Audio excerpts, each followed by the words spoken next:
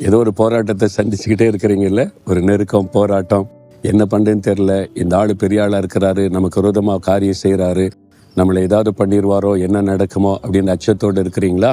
உங்கள் ஊழியத்தில், உங்களுடைய வேலையில், உங்களுடைய பிஸ்னஸில், நீங்கள் வசிக்கிற இடத்துல ஒன்றும் பயப்படாதுங்க. உங்களுக்கு ஒரு ஆண்டவர் இருக்கிறார். அவர் என்ன செய்திருவார் அப்படின்னு நினைக்கிறீங்களா?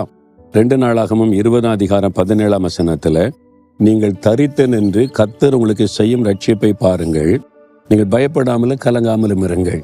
ஒரு பெரிய சேனை யுத்தம் பண்ண வந்திருக்கிறாரு. அது மாத்திரம் இல்லை, 3 விதமான சேனை சேர்ந்து வந்திருக்கிறாங்க. அப்போ அவங்களை எப்படி ஜெயிக்க முடியும்னு யோசபாத் என்ற ராஜா கலங்கி நிற்கும்போது ஆண்டவர் பேசுகிறார் தீர்க்கதரிசி மூலமா, நீ ஒன்றும் யுத்தம் பண்ண வேண்டாம், சும்மா நின்று வேடிக்கை பாரு, நான் யுத்தம் பண்றேன், நான் என்ன செய்றேன் நீ பாரு, பயப்படாத கலங்காதன்னு ஆறுதல் படுத்திட்டார். ஆண்டவர் பாருங்க, ஒரு பெரிய அற்புதத்தை செய்து பெரிய வெற்றியை கொடுத்தார். சில சமயம் அப்படிதான், சில காரியத்துக்கு நீங்க இப்ப யுத்தம் பண்ணுங்க ஜெயம் தருவேன்னு சொல்லுவார். சில காரியத்துக்கு யுத்தம்லாம் பண்ண வேண்டாம், சும்மா இருங்க நான் பாத்துக்கிறேன் அப்படின்னு கர்த்தர் யுத்தம் பண்ணுவார். ஒரு சமயம் அப்படிதான், ஒரு பெரிய காவல்துறை அதிகாரி பெரிய ஒரு பிரச்சனை, வேணும்னே இல்லாத பொல்லாத காரியத்தின் வச்சு எங்களை நெருக்க ஆரம்பித்து பெரிய ஒரு வேதனை உண்டாக்கி கொண்டிருந்தார். என்கிட்ட சொன்னாங்க, என்ன பண்றேன்னு தெரியல, அவர் பெரிய அதிகாரி வேற, நம்ம என்ன செய்ய முடியும், இல்லை நம்ம தப்பு பண்ணலையே, நியாயமா தான் நடக்கிறோம், ஆனா அவருக்கு எப்படியாவது குற்றப்படுத்தணும், ஏதாவது செய்து பிரச்சனை உண்டாக்கணும் ஊழியத்துல அப்படின்றதா அப்படி நோக்கமா இருக்குதுன்னு சொல்லி, சரி நம்ம போய் இதில் யுத்தம் பண்ண முடியாது, பேச முடியாது, நம்ம ஆண்டவருக்கு தெரியப்படுத்தலாம், அவ்வளவுதான். ஆண்டவர் சொன்னா சும்மா இருங்க, ஜஸ்ட் கீப் குவாய்ட், நான் யுத்தம் பண்றேன்னு சொல்லி பாருங்க. கொஞ்ச நாள் அமைதியா இருந்த அவ்வளவுதான், கர்த்தர் பார்த்து கொள்ளட்டும் அப்படின்னு சொல்லி. இல்லை நமக்கு தெரிஞ்ச மினிஸ்டர் இருக்காங்க, அவங்க இருக்காங்க, யார்கிட்டையும் போக வேண்டாம், நமக்கு ஆண்டவர் தான், அவர் பார்த்து கொள்வார், அப்படி ஜெபம் பண்ணோம். பாருங்க, அவர் ஆண்டவர் யுத்தம் பண்ண என்ன நடக்கும்?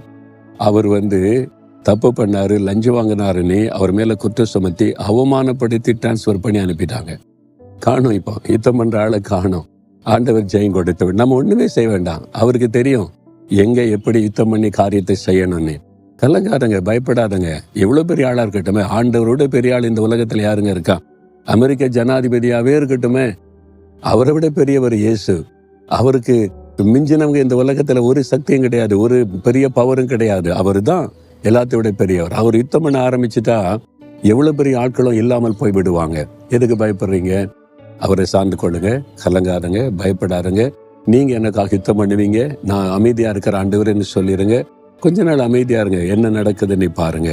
தகப்பனே, எங்களுக்காக யுத்தம் பண்ணுகிற தேவநீர், எங்களுக்கு ஜெயம் கொடுக்கிற தேவநீர், இந்த மகன் இந்த மகள் பயந்து கொண்டிருக்கிற கலங்கி கொண்டிருக்கிற காரியத்துல நீங்க யுத்தம் பண்ணி நீங்க ஜெயம் கொடுத்து அவங்களை மகிழ பண்ணுங்க.